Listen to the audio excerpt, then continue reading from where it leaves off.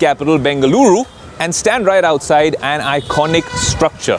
The Opera House, nearly a century-old monument, which has now been restored by a tech company named Samsung. It's kind of interesting because this is classic, the OG. There used to be all sorts of plays and songs and dances and operas here in the British cantonment era. And now, in 2023, it's home to some of the biggest product launches from tech giant Samsung, also home to Samsung Galaxy Unpacked. And that's why we're here in Bengaluru to find out what the new S23 lineup is all about. Are they launching any other thing? Is there a one more thing moment at Galaxy Unpacked? I'm your host Aayush Ailawadi. You're watching your favorite technology show, Tech Today, and it's time to unpack.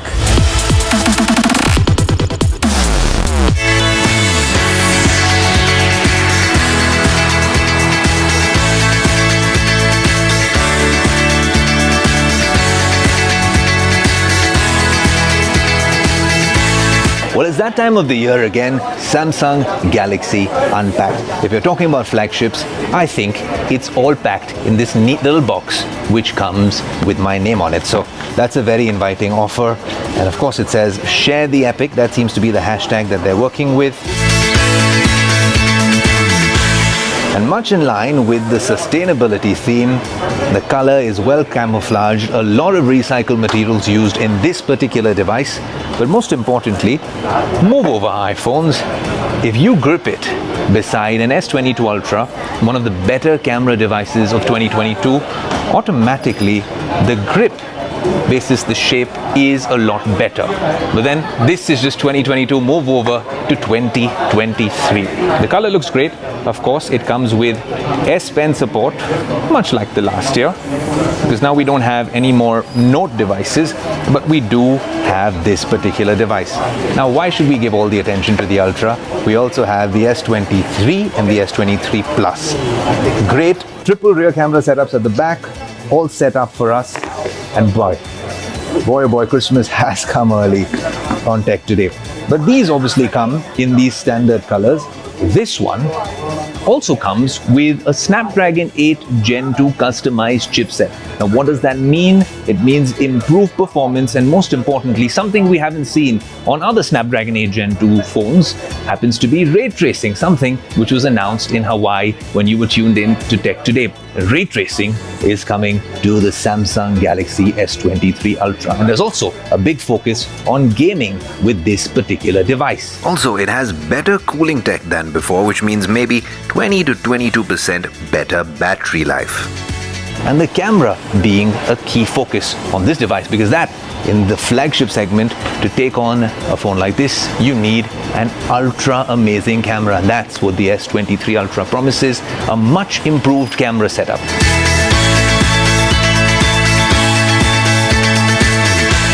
Well, of course, this can now shoot 8K 30 FPS, which means lesser lag. More pixels mean a lot more details, and a 200 megapixel sensor with adaptive pixels. So that means a lot more AI capabilities in the S23 Ultra. Most importantly though, the front camera now comes with HDR and 60% faster dual pixel autofocus. Well, let's hope that means better low light portraits. Just to have a quick look at the camera, and we're doing a nice little selfie. And what we want to do is go against the light and let's see how the phone performs. It's done a fairly decent job with its HDR, actually managing to block out all the bright light behind me. And I think there's going to be a lot more extensive testing that we need to do on Tech Today with this device. Well, let's talk pricing. The Samsung Galaxy S23 Ultra starts at 1,25,000 rupees, and the top-end 1TB variant can set you back by nearly 1,55,000 rupees. Samsung's very own Galaxy Z Fold 4 costs about just that much. So the real question is, has Samsung gotten it right with pricing? And of course, let the infighting begin. Of course, a lot of those things that I told you about come across the lineup. So the S23 Plus, the S23, and of course, the latest and greatest iPhone 14 Pro Max competitor, the S23 Ultra, here in the flesh on Tech Today.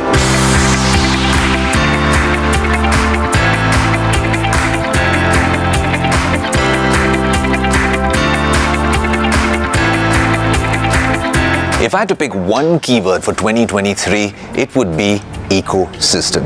And yes, we're used to the Apple ecosystem of things, and other tech brands are building on it in several ways. But with the plethora and the diverse sort of devices that Samsung has in their ecosystem, let me give you a little bit of a walkthrough in terms of what they've been planning. Here we have the all-new Galaxy Book 3 Ultra, the latest and greatest flagship in the Samsung line. Then the Tab S8 Ultra, brilliant display, fantastic tablet to use. And then, of course, on the IoT side, the S23 Ultra, then the Watch 5 Pro, which we've reviewed on the show, and the Buds 2 Pro.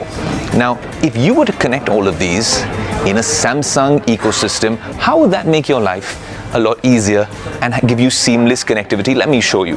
So if you take the S23 Ultra, of course, with the S Pen that comes with it, you could use this as a connected device to your Book 3 Ultra and to the Tab S8 Ultra as well. If you want to use the Watch 5 Pro and you want to put up maybe a presentation in Office, you could use this remotely as a pointer as well. And then, of course, with the Buds 2 Pro, much like the AirPods now, you can connect to all these devices, and then, like handoff, it will be connected whenever you use this. You could be watching content over here, then attend your Zoom calls over here, and then listen to music over there. What you need to do is make sure that it's connected to the same Wi-Fi network. Samsung Pass makes it happen a lot like iCloud. I'll give you a little bit of a demo. If you go to the S8 Ultra, swipe down right here, go on the options and select second screen. Right, what do you want it for? Well, if you want for drawing, video, playback, these are things you can mention, but more importantly, you head to the Book 3 Ultra, and then this is the device we want to connect to. In a matter of seconds, just like that, the two are connected. Now, if you open something over here and you realize that you need a little bit more screen real estate, seamlessly you can transfer right there. Even if you open something like a Notes app and you're typing something, hit copy over here, hit paste over there. This is what makes the ecosystem on the iPhone and the iPad so alluring, so appealing. If you can do that now with the Samsung Galaxy ecosystem of things, it could be a game changer.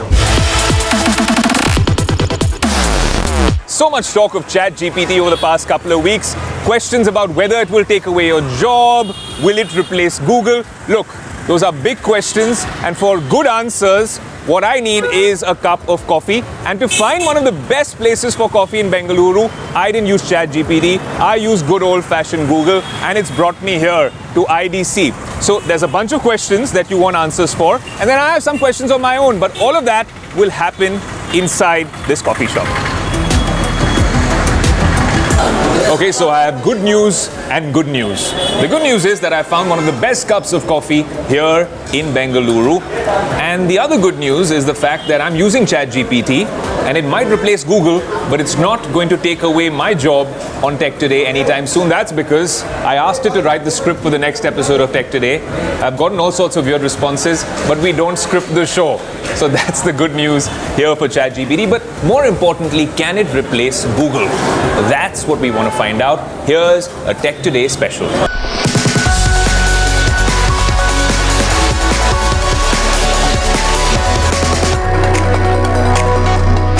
ChatGPT, OpenAI's latest breakthrough, has taken the world by a storm.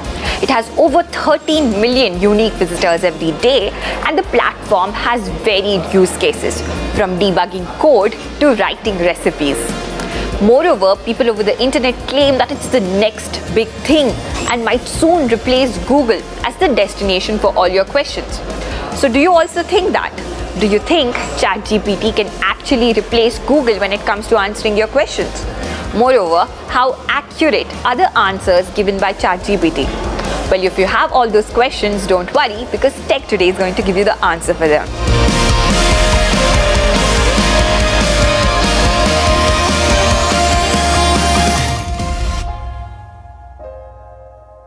We asked ChatGPT as well as Google that I have 102 temperature, what do I do? As you can see, Google gives me links to various websites like the Mayo Clinic, the Cleveland Clinic, WebMD, etc., trying to define my symptoms and trying to point out what answer could be, what the reason behind these symptoms could be, and it also specifies a few medicines. ChatGPT, on the other hand, gives me a varied and a detailed list of things what I should do. It tells me I have to stay hydrated, I have to rest. It tells me a few medicines as well. Moreover, ChatGPT also has a disclaimer that although it's giving me these answers, this cannot be replaced, or this cannot be a replacement to professional help. And this is something I'm not seeing on Google, because Google is just giving me links to other websites which might have the answer to my question. Our next question is a little bit interesting. We tell Google as well as ChatGPT that we have X, Y, and Z ingredients. What can we make out of this? What dinner can we make for ourselves? So whereas Google gives us links to various websites or videos where these ingredients have been used in the recipes, ChatGPT gives us specific details, and it gives us 4 recipes where these ingredients, potatoes, onions, flour and salt, have been used. So as you can see, ChatGPT is giving us specific answers to all our questions which are tailor-made for us, whereas Google is leading us to various sites where we could probably find the answer to our questions. Next, we ask ChatGPT as well as Google to suggest us some gifts which we can buy for our friends, and we've also told them the specific likes and dislikes of our friends. So I've asked them, tell me some tech-related gifts for my friend who likes mountaineering and trekking. So ChatGPT goes ahead and tells me specific gift ideas like an action camera, a portable Bluetooth speaker, a portable solar charger, etc. Whereas Google just leads me to various links, and it's not even specific to mountaineering and trekking.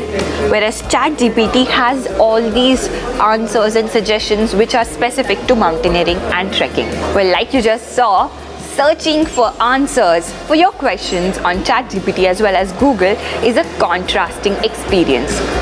Google, which is basically a search engine, will lead you up to various websites where you may or may not find the specific answer to your query. Whereas ChatGPT, which is a chatbot, will try to give you a tailor-made answer for your exact query. We gave it specific ingredients, it gave us a specific recipe. We gave it specific hobbies, it suggested specific gift ideas. So like you can see, this is where the difference lies. So that was our attempt in trying to contrast searching for answers on ChatGPT as well as on Google. What are your views? Do you really think ChatGPT can dethrone Google? Do let us know in the comment section. Furthermore, we have a message for you from ChatGPT. It's going to cue in right now.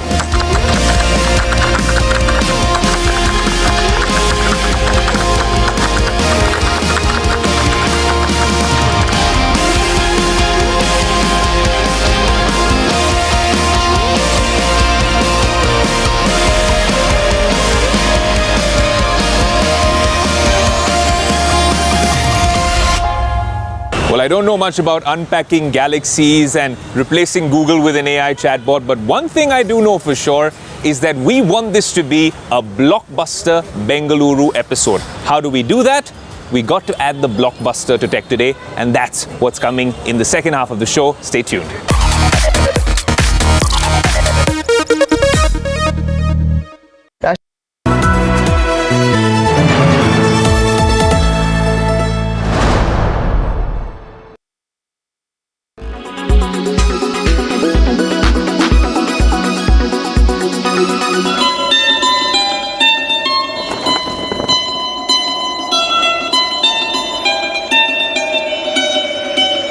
Once a quintessential next-door boy with his heart on his sleeve, अगर ये तुझे प्यार करती है तो ये पलट के देखेगी। तो मुझसे प्यार करती हो? सबसे ज्यादा।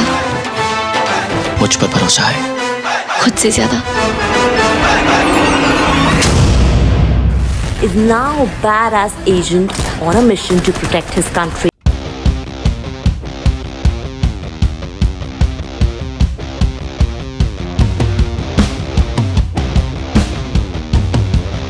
Khan took over 30 years to become a full-fledged action hero.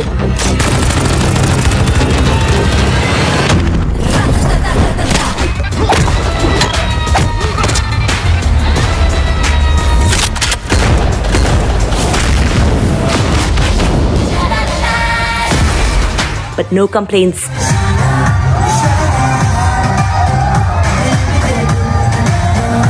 it was all worth the wait.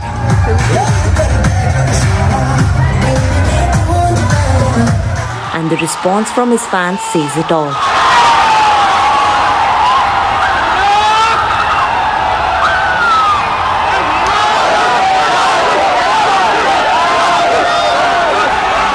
मोहब्बत करनी है हमने मोहब्बत की है इस दिल के अलावा किसी से भी ना हमने इजाजत ली है. Pathaan fever has not only gripped the nation but also the world, in fact to an extent that now even Maratha Mandir, the single-screen cinema hall in Mumbai, which has been screening Shah Rukh's Dilwale Dulhaniya Le Jayenge ever since it released in 1995, is simultaneously showcasing his latest outing. That's right, even Pooja Dadlani, Shah Rukh Khan's manager, took a moment to share this picture from outside Maratha. Let's start this segment with a little bit of a pop quiz for you. I'm shooting on camera A and now I have turned to camera B.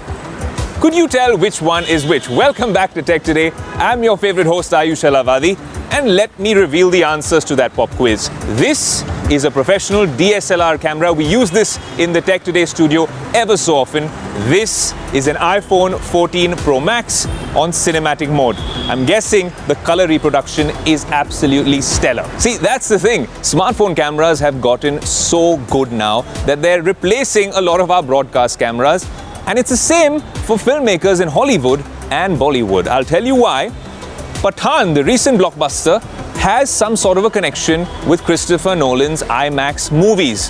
What is that connection? Well, I can tell you that the Tech Today team has been doing a lot of research, and I'll tell you one more thing, that Pathaan was not shot on an IMAX camera, but you are enjoying it in a true blue IMAX experience. How's that so? Tech Today brings you a special report. SRK's Pathaan has dominated social media for the last 1 week, and rightly so. The film has shattered several box office records and even registered the biggest one-week haul in Bollywood history. The film is also now the fastest Bollywood movie to enter the 300 crore club. While this spy thriller takes you around the world in 146 minutes, did you know that most of the movie was shot in Mumbai? Well, let's break this down for you in Tech Today style.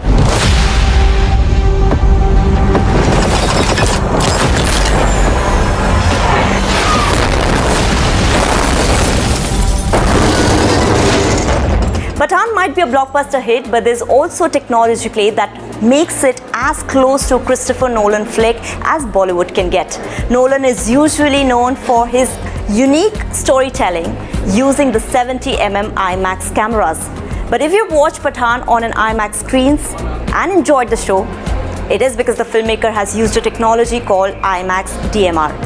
IMAX DMR is a post-production process used for converting traditional 2D films into IMAX's proprietary format in order to show the film in IMAX theaters. This means the film has increased resolution, contrast, and color accuracy as compared to the original shoot. So while Pathaan may not be a true IMAX experience, this process ensures you're in for a visual spectacle either way. A majority of the movie was shot during the pandemic when strict restrictions were in place all over the world. Yash Raj Films actually used a massive green screen digital set in Mumbai and put it all together in post-production. Like several Hollywood movies, CGI or computer-generated imagery has been used to create backgrounds and special effects in Pathaan 2. Pathaan is also an ICE certified movie. ICE stands for Immersive Cinema Experience, combining LED panels on an auditorium sides to create an immersive panoramic viewing experience. It happens to be the first Indian film to be released in ICE format. For now, only 2 cinemas support this sort of format and are both to be found in Delhi NCR.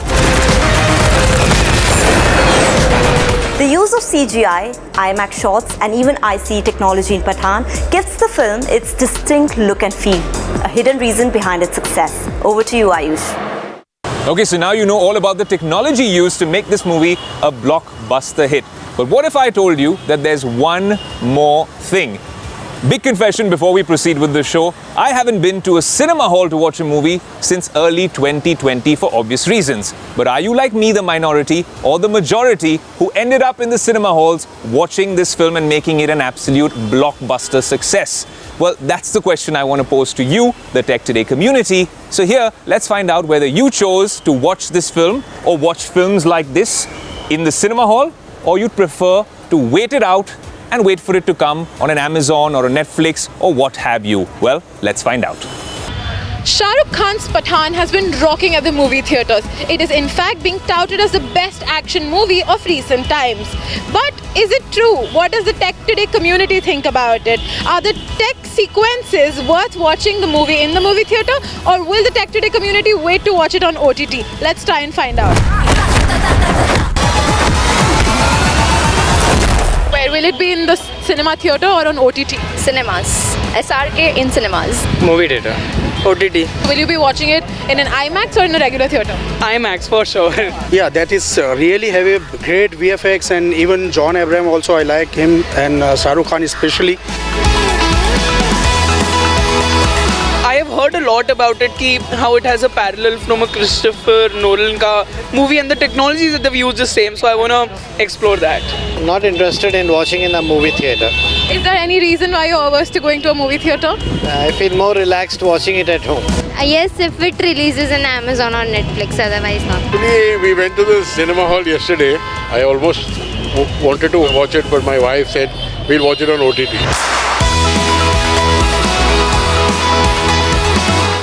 Be it Bombay or Bangalore, Pathaan or Tech Today, one thing we can promise you is this is always going to be a blockbuster, action-packed episode. We hope you've enjoyed our unpacked coverage and our little tryst with ChatGPT. Do let us know in the comment section below. Also, do write into us on our social media handles. Until next week, this is your host Aayush Ailawadi saying we've enjoyed putting this episode together for you from our Namma Bengaluru moment here in the heart of the city. Now I want to go and enjoy it a little bit more. So until next week, adios.